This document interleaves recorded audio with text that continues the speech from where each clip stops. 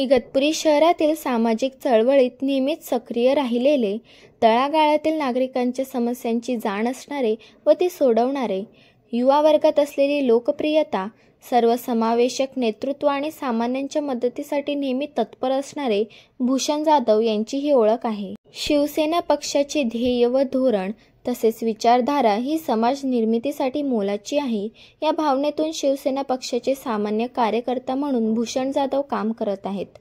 त्यांच्या कार्याची दखल घेऊन मुख्यमंत्री एकनाथ शिंदे यांनी शिवशक्ती युवक मंडळाचे अध्यक्ष भूषण प्रभाकर जाधव यांची इगतपुरी शहराच्या शहराध्यक्षपदी नियुक्ती करण्यात आली आहे. त्यांच्या नियुक्तीचे पत्र शिवसेनेचे सचिव भाऊसाहेब चौधरी यांनी मुंबई येथे झालेल्या बैठकीत त्यांना दिले. यावेळी मुख्यमंत्री एकनाथ शिंदे, खासदार श्रीकांत शिंदे, पालकमंत्री दादा भुसे, सचिव भाऊसाहेब चौधरी, शिवसेनेचे संपर्क प्रमुख तथा उपनेते विजय आप्पा करंजकर उपस्थित होते.